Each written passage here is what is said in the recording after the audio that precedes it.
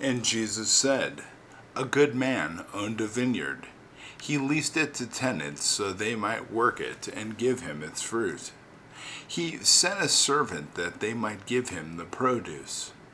They seized him, beat him, and nearly killed him. The servant returned and told his master. The master said, 'Perhaps they did not recognize him.' He sent another servant. The tenants beat that one also. Then the master sent his son, saying, 'Perhaps they will respect my son.' But since the tenants knew he was the heir, they seized him and killed him. Whoever has ears to hear, let him hear." The Gospel of Thomas, saying 65. Friends, I would love to tell you a story based on these words from Jesus Christ. Willow Creek was the kind of town where time moved slow enough to notice the seasons. Old men played checkers in front of the hardware store, and the church bell still marked every hour like a heartbeat for the valley. Just beyond the last row of houses, up on a rise where the fog rolled in soft at dawn, stood Calhoun Vineyards, a patch of land locals said produced the sweetest grapes in the county.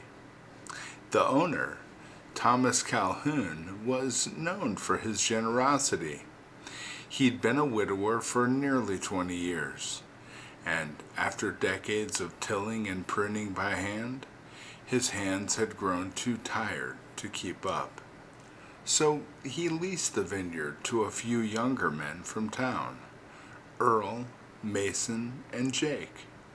They were ambitious, eager, and hungry to make their mark.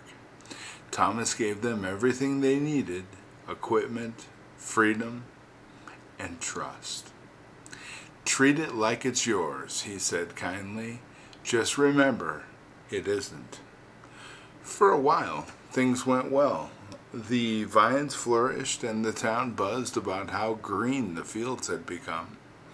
But when the harvest season came and Thomas sent his longtime farmhand, Luke, to collect the vineyard's share of the grapes, something dark took root in the hearts of the tenants.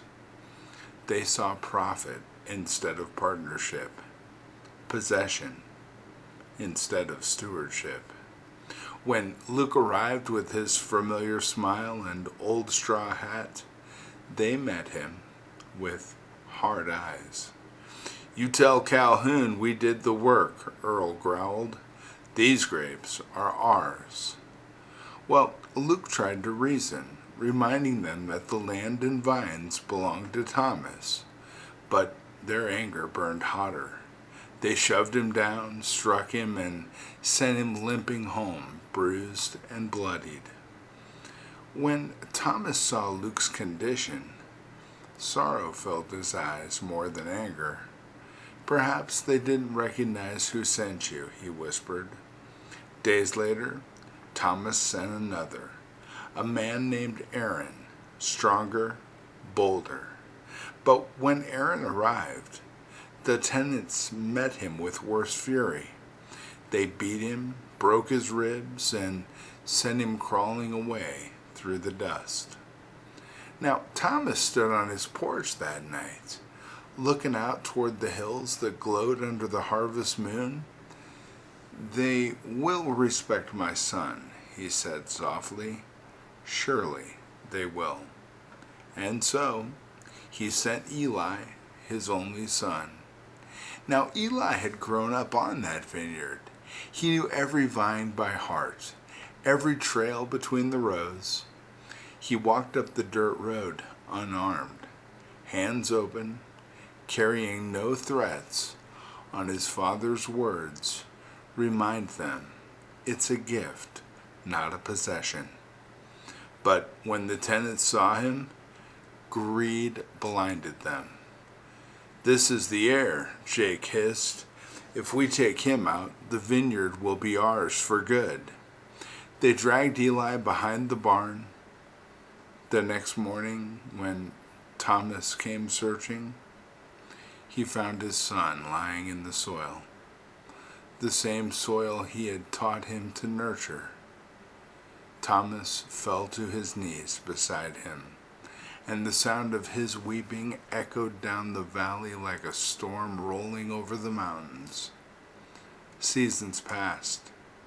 The tenants, well, they moved away, their wealth turning to dust and their names fading from town memory. The vineyard grew wild and untended, vines tangled and sprawled like grief left unchecked. But one spring morning, something miraculous happened. Shoots burst from the ground, green and alive. The vines began to bear fruit again, larger, richer, and sweeter than ever before. The townsfolk whispered that it was as if the land itself remembered the son who had bled for it. That Sunday, Pastor Miller stood before the small congregation in Willow Creek and told them the parable anew. The vineyard on that hill isn't just land. It's the world God entrusted to us. The servants were his prophets, sent to call us back to him. And the Son was Jesus. The world rejected him, but through his death came life. The vineyard still bears fruit, because love planted in sacrifice will always rise again. The congregation sat in silence. Outside, the morning sun spilled across the valley, catching the dew on the vines like drops of grace. And those who had ears to hear understood. We are the tenants. The vineyard is this world, and the Son still lives through every heart that bears his fruit. Friends, this parable reminds us that God entrusts his creation to us, not for ownership, but for stewardship. The servants symbolize the prophets who called humanity back to God, and the Son symbolizes Jesus, rejected by men, yet whose sacrifice brought redemption. Whoever has ears to hear, let them hear. Truth. God bless you, my friends.